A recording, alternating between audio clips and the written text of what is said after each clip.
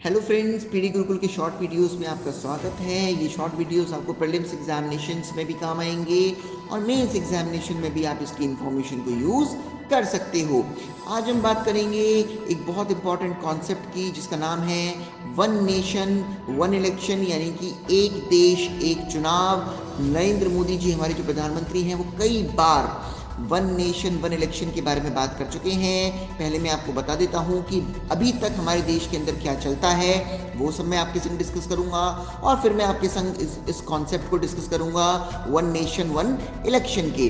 तो आपको पता ही होगा, हमारे देश के अंदर बेसिकली 2 लेवल्स पर चुनाव होते हैं। एक सेंट्रल गवर्नमेंट का चुनाव यानी कि लोकसभा का चुनाव, और एक स्टेट गवर्नमेंट का चुनाव यानी कि विधानसभा या लेजिस्लेटिव असेंबली का चुनाव।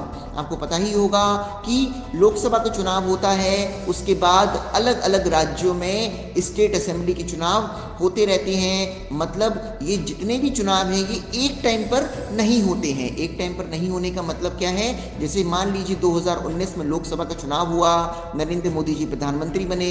फिर 2020 में दिल्ली में चुनाव हुआ, बिहार में चुनाव हुआ, ऐसे ही आगे जाकर 2021 में कुछ और राज्यों में चुनाव होगा, 2022 में उत्तर प्रदेश में भी चुनाव होगा। ऐसे करते करते हर राज्य के अंदर चुनाव अलग अलग टाइम पर होते हैं और केंद्र में भी चुनाव अलग अलग टाइम पर होते हैं।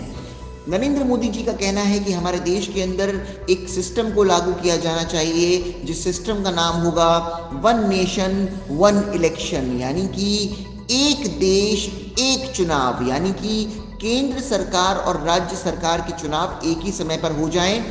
ऐसी व्यवस्था, ऐसा सिस्टम लागू किया जाना चाहिए। आखिर नरेंद्र मोदी जी ऐसा क्यों बोल रहे हैं? इसके बहुत सारे कारण हैं। अगर एक ही समय पर चुनाव करवा दिए जाएंगे तो बाकी का समय डेवलपमेंट के कामों के लिए यूज़ किया जा सकता है। मैं आपको बता देता हूँ, जब भी किसी भी राज्य में चुनाव होते हैं, वहाँ पर MCC यानी कि मॉडल कोड ऑफ कंडक्ट, जिसको हिंदी में आचार संहिता बोला जाता है, वो लागू कर दिया जाता है। और आचार संहिता लागू करने के बाद उस राज्य में डेवलपमेंट के काम रुक जाते हैं। तो इंडिया के अंदर अगर अलग अलग टाइम पर अलग अलग राज्यों में चुनाव हो रहे हैं, तो वहाँ पर डेवलपमेंट के काम जो है वो अलग अलग जगहों पर रुक जाते हैं।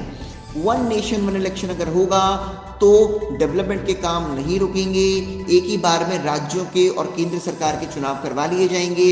इसके साथ साथ वन नेशन वन इलेक्शन के और भी फायदे हैं। आपको पता ही होगा, सरकारी नौकर यानी कि सरकारी कर्मचारी जो हैं, उनको चुनावों में लगाया जाता है। तो जब वन नेशन वन इलेक्शन का कॉन्सेप्ट अप्लाई होगा तो सरकारी कर्मचारियों भी जो हैं वो कम टाइम चुनाव में देंगे और ज़्यादातर टाइम अपना डेवलपमेंट के कामों पे देंगे।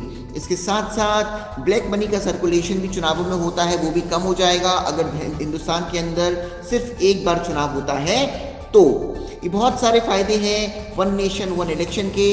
यहाँ पर मैं आपको एक चीज़ और बता देता हूँ, वन नेशन वन इलेक्शन को साइमल्टेनियस इलेक्शन भी बोला जाता है।